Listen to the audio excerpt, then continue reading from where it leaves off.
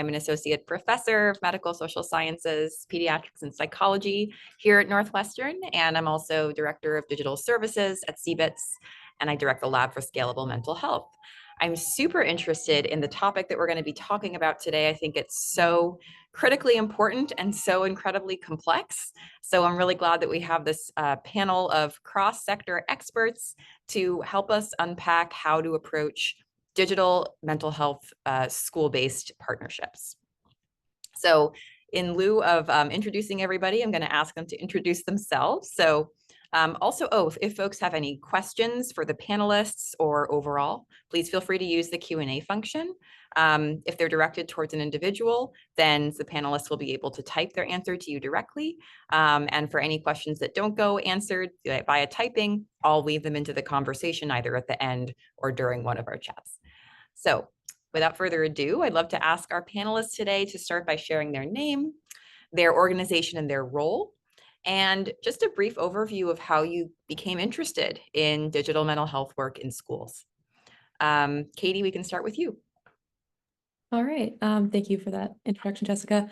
My name is Katie Cohen. I am a PhD student in Dr. Jessica Schleider's lab at Northwestern University in the Health Sciences Integrated program. So that is my role. How I got interested in this work, it's a long story, I think, but basically I'm interested in digital mental health because I am interested in creating more accessible routes to accessing mental health. And so digital interventions are one way that we can increase the scalability of mental health support. And I think my interest in schools specifically came about around the same time that I started being less interested in individual factors for mental health and more interested in population factors and how we can make a broader impact. And so schools were really one of those places where I saw we could make a large impact on youth and have them access mental health more broadly. And I've been working in the lab on various different partnerships, including with Kooth, with Gina, who will speak a little bit in a second, but also on other industry partnerships that we've had in the lab. Thanks so much, Katie. Tom. Hi, everyone. My name is Tom Osborn, calling in from Nairobi, Kenya. Really excited to be in this call today. So I run Shamiri Institute. So we are a nonprofit that is based in Kenya. Our mission is to provide effective, accessible mental health in schools across Kenya. Right now, we work with about 100,000 students every year, making us one of the largest, providers in Africa. So I got interested in this space for two reasons. So one is I see myself mostly as an entrepreneur and a community mobilizer, and there's a lot of great research on scalable school-based interventions out there. But sadly, most of them died in research papers, and there wasn't really, an organization dedicated to bringing them at scale in the real world. And so that's a gap that I felt that I could fill. And second, the reason why we work in schools is like in the context of Kenya, the median age is 19. And so a very big part of our population is school-based and school-going. And so if you want to serve a lot of like young people there in school, so you need to do school-based interventions. Thank you. Thanks so much. And Gina. Thanks so much, and excited to be at today's panel. My name is Gina Misch, and I am the Evaluation Manager at Kooth Digital Health. Kooth Digital Health has been in existence for over 20 years in the UK and recently implemented in the US through a innovative app called Saluna that's implemented in California since the beginning of this year and expanding throughout the US. Kooth has a long history of implementing digital mental health in terms of web-based platforms for students in the UK. And just a little insight, I always appreciate that the perspective for mental health or digital mental health for Kooth started with a probation officer who was passionate about young people and particularly young men, and being able to provide resources and seeing that web-based platform would be a really great way to do that and provide that anonymity that's so important for young people. And here we are all the way in 2024. I'm sure she wouldn't have thought we'd get this far. My own experience started pretty young in terms of research and evaluation, as well as a program manager. I've been within the behavioral health field since 1997, but my own experience really hit close to home as I was navigating my own mental health challenges in junior high and high school. When my family presented their own barriers for me to get support.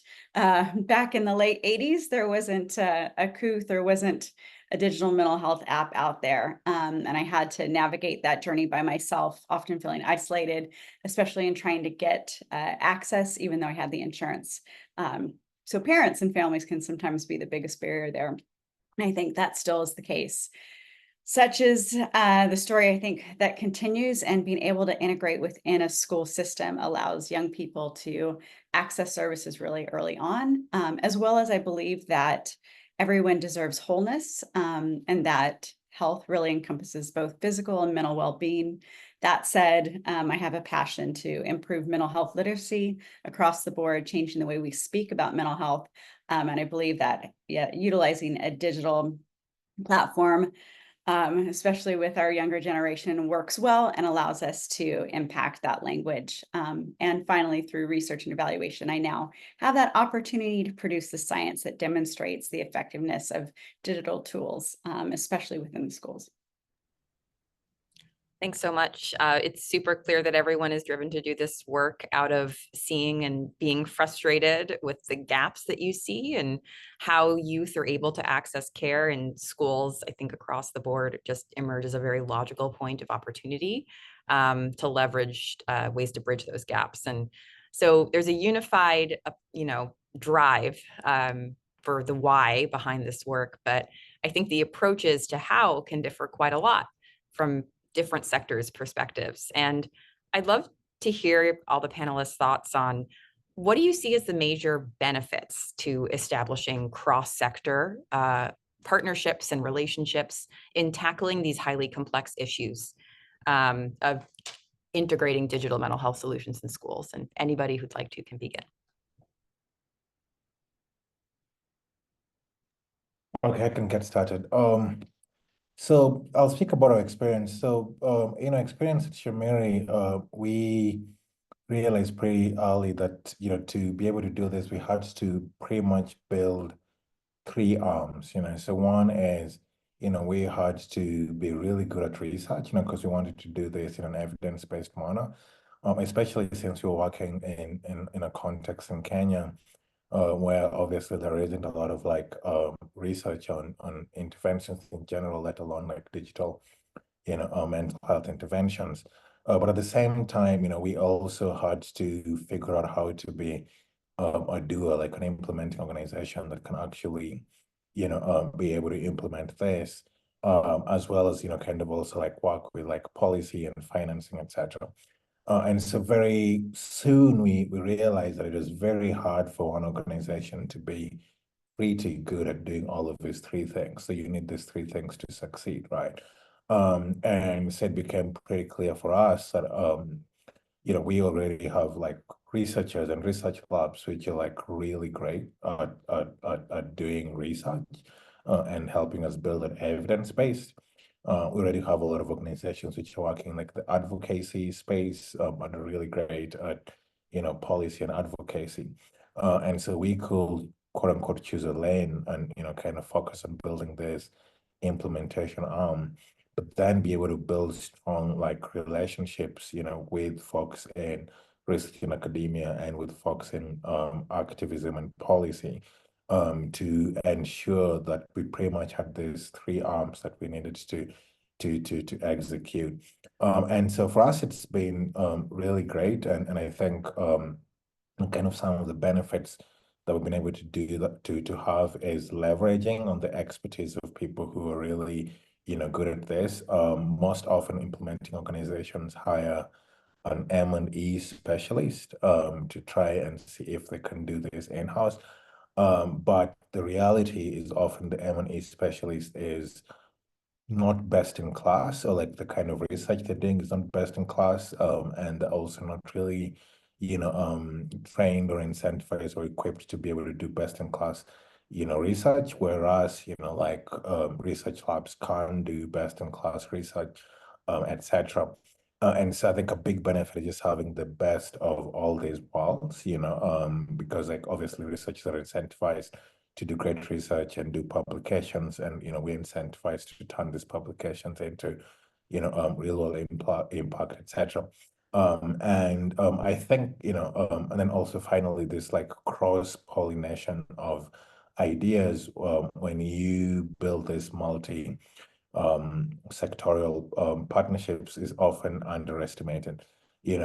Traditionally you have researchers do RCTs and then eventually they bring in place quote unquote implementation scientists, etc. But what these partnerships allow us to do is to have all of these people on the same table from the offset. And so some of the constraints in implementation are accounted for when you're designing the initial RCT, or some of the potential policy implications are accounted for, at the very beginning, right? And so I will really recommend, especially for folks who are trying to do school-based implementation, to really think about building these partnerships not as an afterthought, but kind of at the very beginning, and basically enabling and empowering all the different stakeholders to be co-creators as you're doing this, because in the long run it really sets you up for success. Thanks so much. And I think it's really, it's a thought-provoking statement, I think, to suggest that people pick a lane. I think that's hard for a lot of people to do. It's hard for me to do personally. And knowing and acknowledging and taking kind of a humble perspective of like, no one team can do all the things, right? That's impossible. And certainly if they can do all the things, they're not going to do the best versions of everything. So understanding where you can be most helpful as a group and contributing and partnering with other groups that have different strengths and perspectives is so important. And I think something we don't always talk about, certainly cross sectors. Katie, I'm wondering if you can comment on benefits from the academic standpoint, since Tom spoke to a little bit of the like from a nonprofit's perspective. Absolutely. I think that really what Tom is saying about how everyone has their own expertise and strengths is very true. And it's also true that we all have our own weaknesses, and that's where bringing different sectors together can help to balance things out. From the more research perspective, we are limited in our real world impact and the reach that we can have, because we often have to prioritize rigor in designing trials and making sure that there's a clear focus or control group, or just making sure that we have everything as detailed as possible. That doesn't always translate into real world settings where we actually want to see our interventions or see some sort of impact. And so that's where the partnerships, I think, can be really helpful. And also, I think like this might be getting too far into later questions, but it's also where challenges come up because we want things to be scientifically rigorous, and having them happen in the real world makes it harder to do that. But I think that from the research perspective, in order to have the impact that we want, it's necessary to supplement with people who are actually out there doing the work in the real world. Absolutely. And I can fully underline that a million times. Even from our perspective as a lab that's focused on scalable mental health solutions, we're not going to be the primary implementers, right? We're going to be folks who are supporting the science to make this happen. But orgs like Kooth and Shamiri are going to be on the forefront of making sure that this scales. Gina, I'm wondering if you have any final thoughts before we shift to challenges. Sure. I was just going to speak to that one lane, Tom, that I appreciate you brought up. And it always is one of my concerns for teachers, having been a professor myself.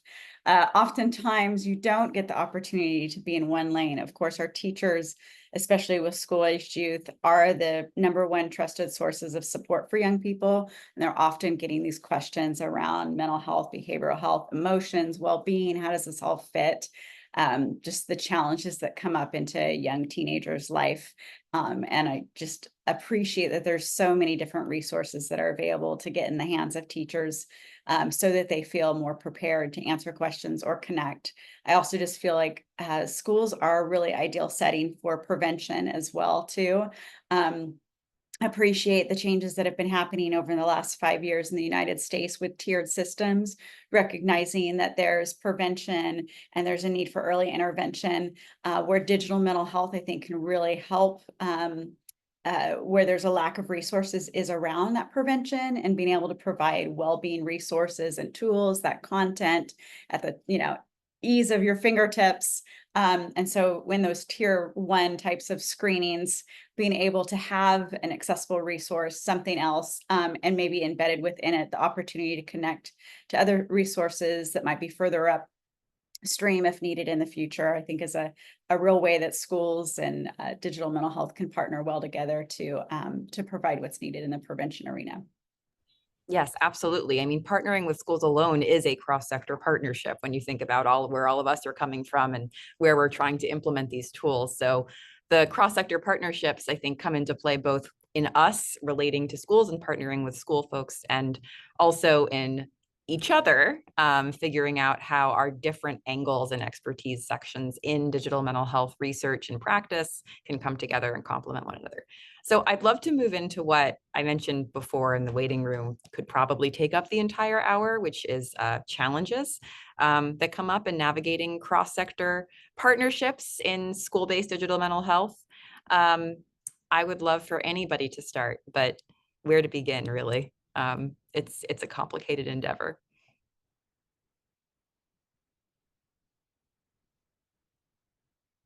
I can continue kind of a little bit more elaboration into what I was saying just now, which is that from the research perspective, trying to have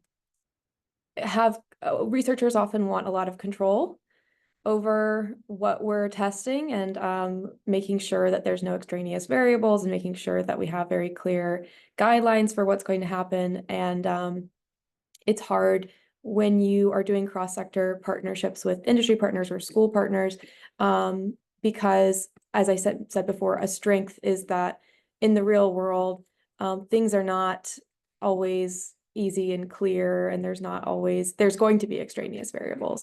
And so trying to come up with some sort of study or some sort of analysis that makes has clear findings is really difficult when there's so many other things happening and implementation factors that you have to consider.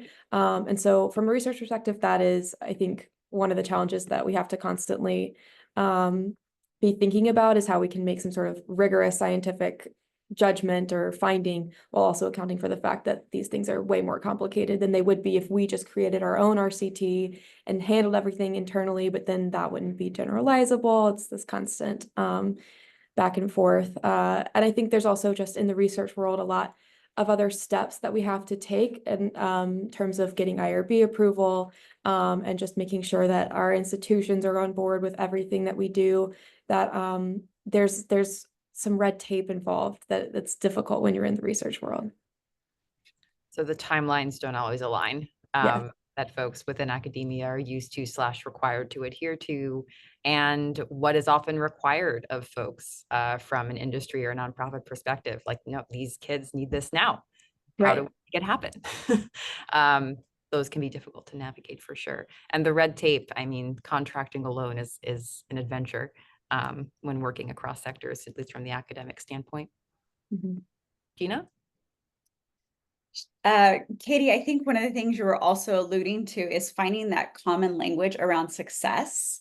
And I found it really interesting having a much longer life in behavioral health than I have in the digital world. And I think all of us can kind of say that, especially if we're 50 plus, we have more of that experience. And so you have this whole digital world that has its own language around what success looks like in terms of downloads, clicks, users, likes, bookmarks, shares, right? And there's that world where it's really important to define success of a digital mental health in those ways, because that says something. And then you have, in the other hand, the need to have success in terms of what we might consider as traditional clinical outcomes. It's the language of the world, probably around schools, definitely around mental health and behavioral health organizations. They're the standard, and we often hear things like PHQ-8, GAD-7, so on and so forth.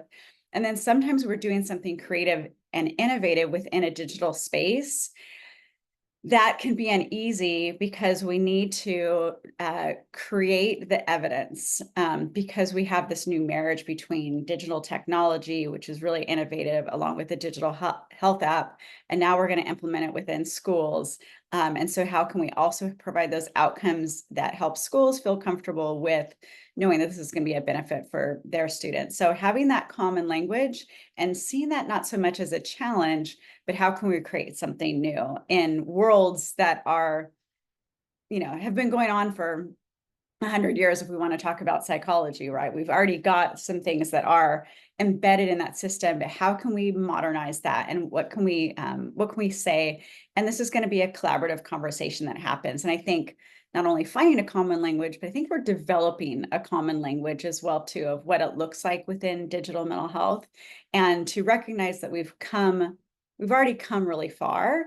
And if we think about just the last 15, 20 years in terms of just being able to have this type of technology to be able to do mental health in a virtual way, we need to give ourselves a pat on the back rather than being able to see that there's so many challenges that lie ahead. But it's really, I think, because we are so new and we're at the forefront of creating something that I think is going to last for quite some time and be able to be really innovative in a lot of different arenas. So give ourselves some grace for the fact that all this is really hard and that different roadblocks pop up when you least expect them. Tom, I'd love to hear from you about challenges to these cross-sector partnerships that you've observed. Great, thank you. I think I just want to build on what Gina and Katie have said. So I think for us, a few challenges have emerged. The first is around incentives, right? And so, what we're realizing is that it's a big challenge to, align everyone around, similar incentives, So for example, from an implement and nonprofit perspective, we, unlike a university, have a finite time, like runway, so we need to raise money, we need to increase, our reach, for example, or maybe, we may want to do like a more rapid A/B test rather than a more, kind of like proper, randomized control trial, right? And then also just like the level of evidence. Actually, one example I normally use with our team is, when we're working with researchers, they need a 95%, confidence interval as their evidence threshold. We just maybe need a 70 or 80% to decide whether or not, we are, going to roll out, kind of programming.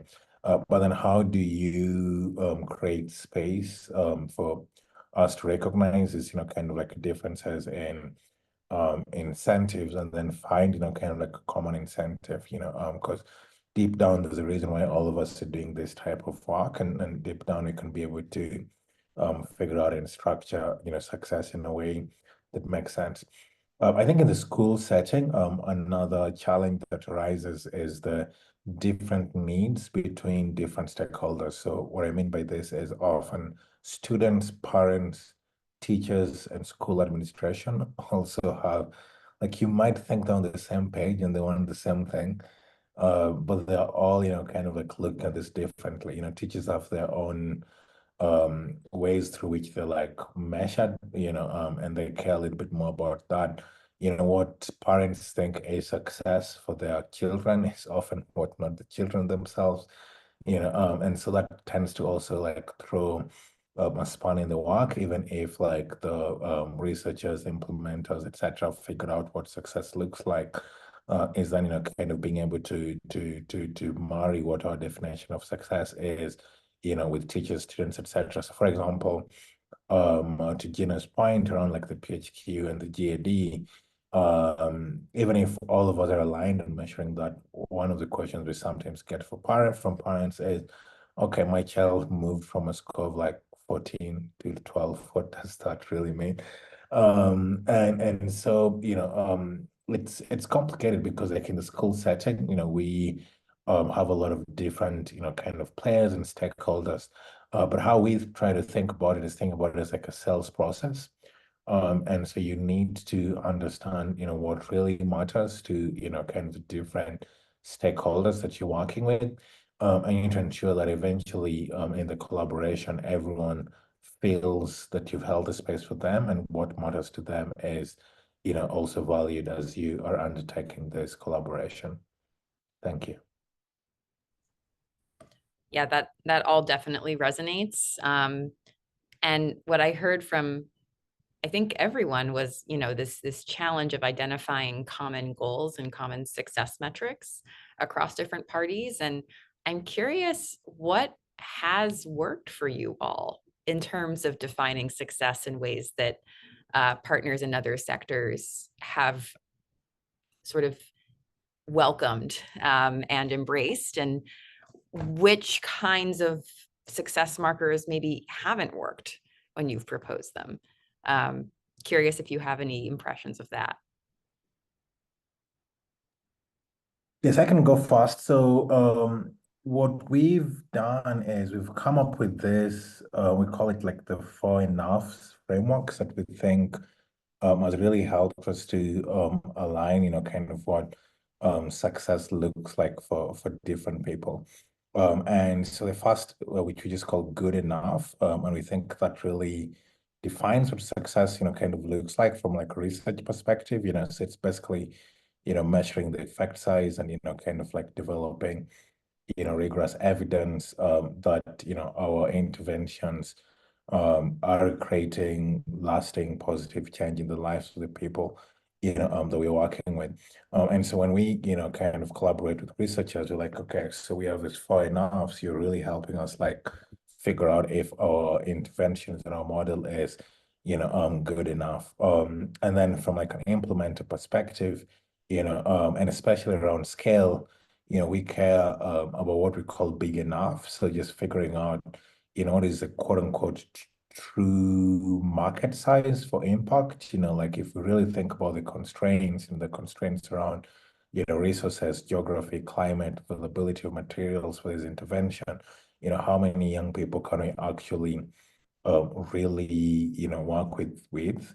And then also think about like cheap enough, because eventually someone has to pay for it, right? And so you can design the best good enough intervention, but at some point there's some constraints around, financing. So like what is this target, price, target cost, what is our current best estimate around it? And then finally, kind of just like simple enough because to Gina's point, like, for example, teachers already have super busy, complicated lives, right? And so if they're going to be involved in the implementation of an intervention, we need to make it as easy and as simple for them as possible. So I think using this framework has allowed us to basically be able to bring, kind of everyone to the table and with the idea that, okay, we want to scale, and scale is all about getting our intervention to reach its full potential. But we can't do that if it's not good enough, big enough, simple enough, cheap enough. And so we're all, kind of like working on different levers, on the same team. And without any of this lever, we can't really, succeed. So that, kind of, and I think this speaks what Gina and Katie were saying earlier about finding like common language and definition of success has been, pretty valuable.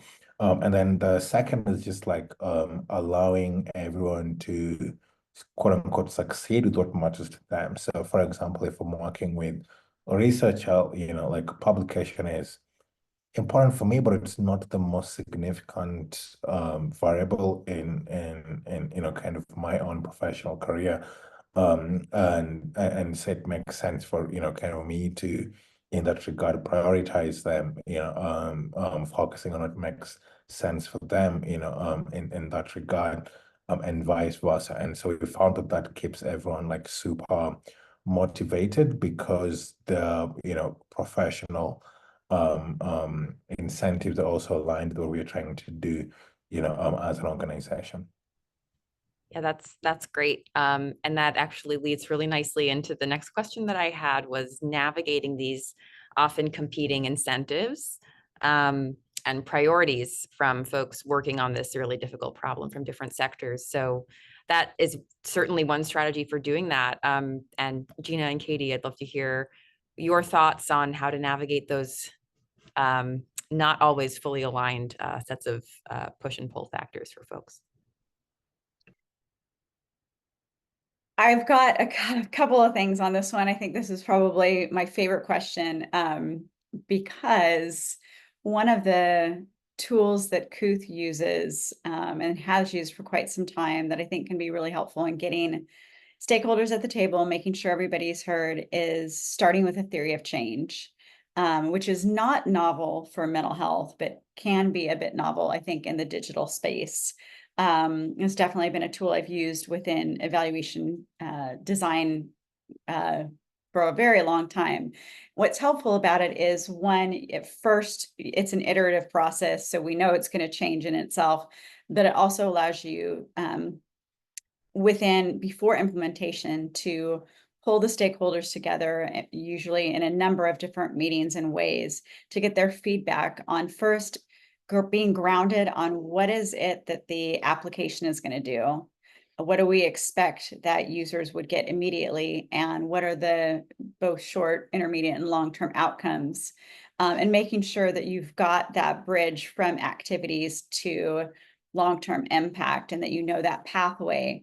How that's been helpful for Kooth is then it's integrated throughout all the different work streams that create the app. So we're looking at that in terms of content. How does our content feed back into the theory of change? Are we making sure that the key concepts and elements are coming through those content? I like to kind of brag on our content team because they actually do tagging of every single piece, which isn't novel, but what they do is they also include tags on the theory of change concepts, so that we can do the back end analysis to see, first, what are our volumes, but then what's most meaningful for young people? Are we seeing that, one particular concept is really coming through strong and another one isn't? And then we can do some, further analysis on why isn't it as strong? Is it because of the content or features itself? Is it that we're not getting the idea through? And the ability to be able to engage the users through the theory of change process as well has been really helpful, to make sure that, one, we've got a theory of change that makes sense to young people, because I've often found if it doesn't make sense to young people, it's probably just not going to work. So getting their buy-in and getting their sign off on, yes, this makes sense. We see how these things are going to map. We understand the expectations of what we would get out of Kooth or Soluna.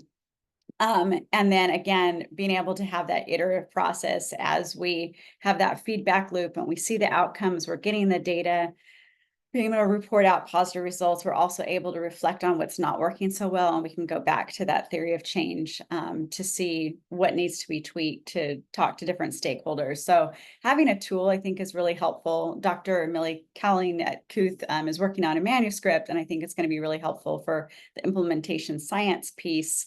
For those that are interested in digital mental health, what kind of tool do you use early on to bring those stakeholders together, and then just make sure that your product continues to iterate on what you expect. I'm also hearing a lot in terms of the industry, in terms of moving away from the traditional outcomes for clinical outcomes to making sure that an app can clearly define what its mechanism of change is. And I really appreciate that, because I think we've got ourselves in a place where everybody's kind of doing it like this one thing without giving thought to, do we really know if we do A and B that it creates C? And so knowing that mechanism of change and being really clear on what it is that's going to improve a young person's life, and being able to make sure that comes through the product in a meaningful way is really important.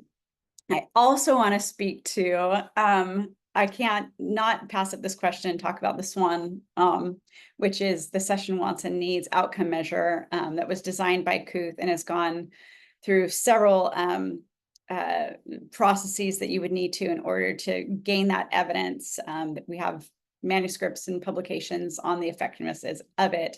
But in using single session intervention, it was very apparent that we needed something to be able, first and foremost, to provide feedback to our clinicians and coaches around the session itself, that it was meaningful to the young person, and if it wasn't, why it wasn't meaningful. And so to have that real-time feedback, I'd say nowadays that I think any therapist should include some sort of session wants and needs pre-post evaluation to get that real-time feedback in terms of, did you meet the needs of that young person in that particular session? I think it would cause a lot of young people to come back, or older people to come back to sessions as well too, if you had that real-time feedback.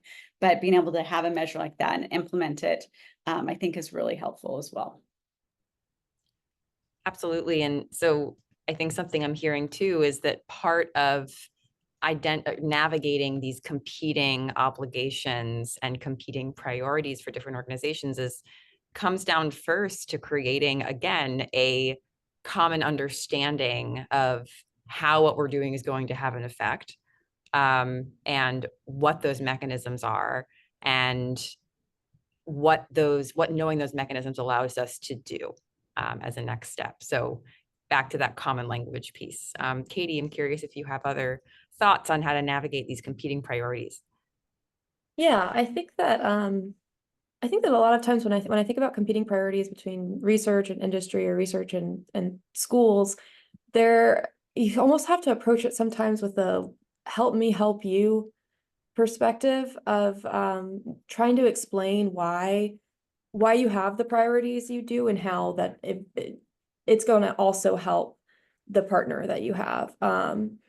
And then being open to the same thing in reverse, open to them sharing, this is my priority, and here's why it's going to also help you.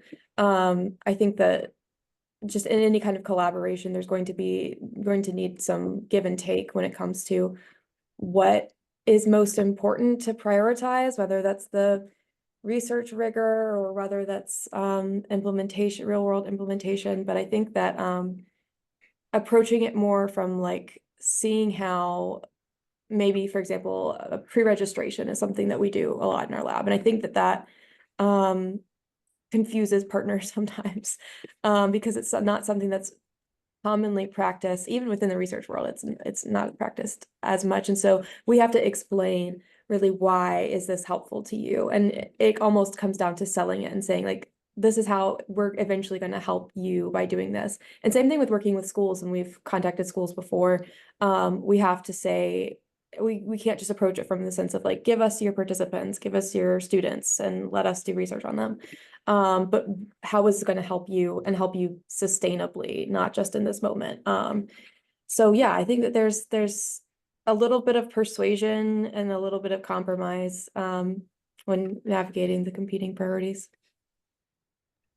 That's absolutely true, is figuring out where in the middle can we meet. Thinking about dialectical behavior therapy and identifying the goal of an interpersonal interaction. And this is kind of like that, but for cross-sector partnerships in research and industry. So totally agree with everything that you all said. I think that, that also relates back to what folks were saying about the earlier question about what are the benefits of these cross-sector partnerships is, to obtain those benefits, yeah, some compromise is going to have to happen, but probably those compromises are beneficial to folks on both ends of the equation in some way or in many ways. So they really need to be ironed out and made options for folks, because I think also the reality is that cross-sector partnerships in this space are the exception, not the rule at this point. And so I think demystifying pathways to making those kinds of partnerships happen is really important for everyone trying to ultimately reach the same goal, which is to help kids at scale.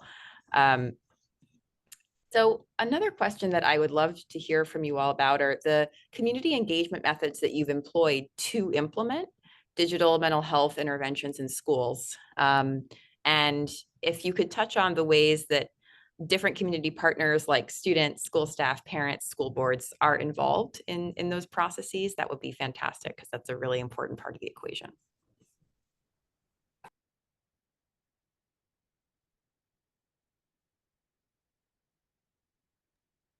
Okay, cool. I can touch. So just to give some context, so we do work in secondary schools in Kenya. So unlike the US, I think the three important distinctions. So the first is all secondary schools are run by the federal government rather than state or local government. The second is about 70% of them are boarding schools rather than day schools. So students, kind of like stay there. And also in the Kenyan context, teachers, not all of them, but there's normally a select, amount of teachers who are also responsible for mental health. So they don't have like school counselors or like separate designated, staff. So with that context, what we have basically done is figured out how to engage with different, stakeholders. So the first is obviously, the federal government because they are a version of the school board. So we need to figure out, how to get their buy-in before we can even be able to, work in schools. And the key for us in this context, and to an earlier point that I said, is positioning the work that we are doing around the quote unquote KPIs or success metrics that the federal government has, right? So unfortunately, in the Kenyan context, whereas they care about mental health, it's not the indicator upon which their success is measured upon, like indicators matter to them more about like, school climate, academic performance, graduation rates, et cetera, et cetera. And so the way of creating the buy-in has been ensuring that we're doing one of two things. One is we are measuring what matters to them. So we are collecting data, for example, on like school climate, interpersonal relationships as well, because that is what, kind of like they're going to report. And second, we are also giving them a chance to succeed. So how we've done this more concretely is we do this studies, but we do have this like baseline cross-sectional studies, which are they're important, but like for researchers, they're not the most important thing because they're just like, cross-sectional. But for folks in the government, it's kind of pretty crucial. So one of the things that we do now is we publish a mental health survey for the schools that, we work with. We basically just text the GAD and the PHQ and just gives like aggregate level, data. And then we co-publish this as a white paper with the Ministry of Education, and they love it. They have like a day where they launch it and everyone is happy, etc. And so in figuring out what matters to them and measuring and giving them the opportunities to succeed, that has allowed us to build that relationship. With teachers, it's been more about positioning the work that we're doing as making their life easier. So, context teachers have a lot of other things to do. They are obviously teaching, but then they have to do this mental health caregiving besides that. And so we're actually like saving them time, and just making sure that they focus their resources and efforts to, those kids who really need their attention, right? And so kind of framing it in that regard. But we've realized we have to also like build content and interventions for teachers, from just like psychoeducation interventions, even like small WhatsApp digital content, of other teachers giving, testimonials of their previous experience. Often teachers want to know what is in the interventions, so, we've built a teacher version of the student intervention that we do where they can also like go through it, less as of an intervention, but more of just like knowing and understanding, kind of the content that the students are going through. So those has really helped us. Then finally, sort of like two more things. One with parents and then students. So with students, we realized after the fact that we actually hadn't really done student engagement really well. I think we realized we'd been really top down. We're like, okay, we're using these interventions. They've been used in the US. There's some evidence about it. We will do some quote unquote cultural adaptation through focus groups. And we did that, but in hindsight, we realized that was like really top down. And we were building intervention and solving problems which mattered to us and maybe, didn't really matter to students. But the question that comes to mind is what really is co-creation, because we've been trying to figure out how can we, co-create interventions with students in a really powerful and meaningful way that is just not doing lip service and claiming that we are doing, co-creation. The reality is we still really haven't figured that out, and it's kind of something that we are continuing to explore now. One of the things we're trying to do is, invite students to help us create some of like the testimonials or examples that we're using, in the content. But we think eventually it requires a really ethnographical approach that allows us to fully understand what the students' needs are, and being able to build around that, but doing that, kind of in an evidence-based manner, because we are also cognizant that students may have an idea of what they want, but they may not really also know what is, kind of best for them. So, kind of finding that balance.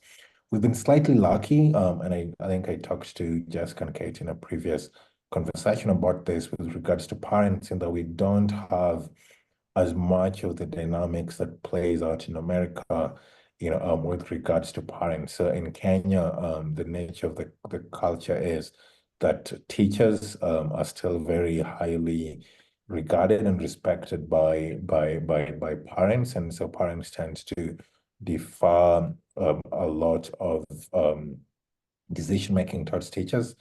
And so whereas we've also done something similar, like building content, that is, kind of geared towards teachers, what we've realized in Kenya is we primarily need to get the teachers on board to get the parents on board. So that's been our experience. Super fascinating to think about the multi-level nature of these community partnerships and engagement strategies, and how truly partners at every single level of this equation are important to center in these discussions. And in terms of, what is co-creation really? I think that's a broader question that probably deserves its own webinar. But it's definitely one that I think is challenging to deal with, both given the typical scientific method that we're trained to follow, and given pressures on the industry side to, once you have something, run with it. So I think there are challenges all around, but I do really like this question that an anonymous attendee was willing to share with us. I'll just try to summarize it best I can. So when dealing with schools, and this goes to community engagement as well, where everyone has so many competing needs and demands and obligations already, staff, parents, administrators, unions, and all of that. Should the goal really be for us to meet in the middle with schools? Or should schools' priorities really be at the top and our needs decentered? In other words, do we need the schools more than they need us? I think there are a lot of ways to answer this question. One thing that comes to mind is that I think the meeting in the middle idea, to me, resonates more between academics and industry folks seeking to collaborate with one another, or nonprofits and academics seeking to collaborate, than with schools to folks external to the school system. But I'm curious what our panelists think about this really good question too. I'll start off with that. And of course, I'm going to start with it depends. We've had some experience in the US, even though being state funded, realizing that there's still a particular structure within US schools that needs to be followed in terms of top-down informing Office of Education and superintendents, working then with them to get board approval, which also means getting parent approval as well too, or parent input at that time, then working specifically with the principal and determining how to implement for the school. So the biggest challenge with school implementation is that there truly might be needs within a particular school district that are extremely important for the students, their caregivers, for staff, in which you may need to make some small adjustments. And so it's really going to depend on making those cost calculations and determining those. We have made some adjustments within Pennsylvania to provide more support and reassurance to parents, which we felt was a priority for us. And so we were willing to make those changes. Some substantial, some kind of minor tweaks, but it just really comes down to the organization, the app itself, in terms of what you can make changes, and is that in line with, you know, the services that you're providing. There might be other times where you're going to make that decision you can't change the product, or the product needs to remain as it is. But I think there are definitely times worth considering what our parents and caregivers need, and being able to provide those assurances. Sometimes that can be provided through blog posts, white papers, things like that. Often safety and security, safeguarding, those kinds of things come up to be able to provide those additional resources that help parents. And just to be transparent, we created recently a transparency page that provides some of that information, so that again, it's important that our caregivers and parents are feeling comfortable, and that we are presenting as transparent of a company as possible. And so it's really important to think about, you know, where can you give and take that might really be worth it, because it is around the safety of the family. I also wanted to, I think, sort of related, speak to community engagement as a whole. I know, Jessica, the original, you know, question is kind of what strategies can we use to be, you know, more inclusive and making sure that students, staff, parents are all getting included.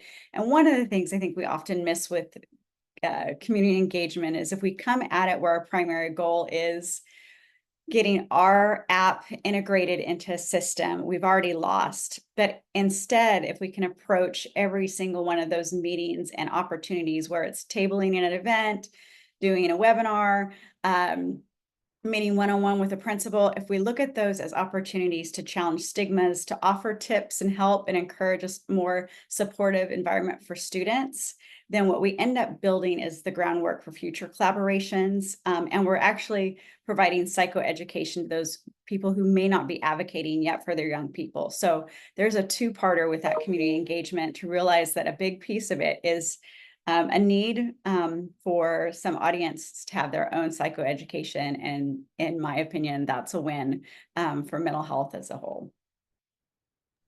Absolutely agree. Sometimes the engagement is the intervention. Katie, it looked like you had thoughts. Yeah, well, I was just going to say, I think that I really like this question, because I think it gets at for the research side, which is very different from the industry and, you know, nonprofit side, because it gets at the question of, like, what is community engaged research? And I think about Sherry Arnstein's ladder of citizen participation, and how there are levels of community engaged research. And really what you said, Jessica, about researchers are not going to be the implementers. And so I think this question of, like, should we make, as researchers, our finding of our science the priority, or should we make the actual meeting of community needs the priority? And I think that the idea is that theoretically we would, like, slowly over time move up that ladder from having a more research perspective, having us, like, be in there making changes, to the point of getting to what's the citizen control, meaning that researchers aren't really involved at all, and that whatever we're looking at, intervening, implementing, is self-sustaining. And where we are in that ladder, or that, like, spectrum, is going to depend on just the circumstance and the scenario, whether it's going to be helpful for researchers to find evidence for a specific practice before we go out there and implement it. But I think, yeah, the idea would be eventually researchers aren't involved at all. But how much research needs to be the priority at first, I think depends on, like, what's the established evidence, and how can we be helpful. Absolutely. So these competing priorities, in addition to being complicated to navigate, are dynamic. And the priorities will shift over time depending on the stage of the research, the needs of the community setting that is partnering with us, or that we're fortunate to partner with. But understanding that hierarchy and where meeting in the middle makes sense and doesn't is something that'll just be part of the community engagement process, most likely. So looking at the time, we have 1 minute left, which means we're all set to wrap. But thank you so much, Gina, Katie, and Tom, for your time and sharing your expertise and experiences with us. I learned a lot, and this was a really fun conversation to be a part of. So thank you all. Thank you so much. And I was getting messages coming in also personally saying, this is so helpful and informative to my work. So thank you all for a wonderful presentation today. Great, thank you so much, and wishing everyone a lovely day and rest of your week. Thanks, Jessica and team, for organizing. Thank you.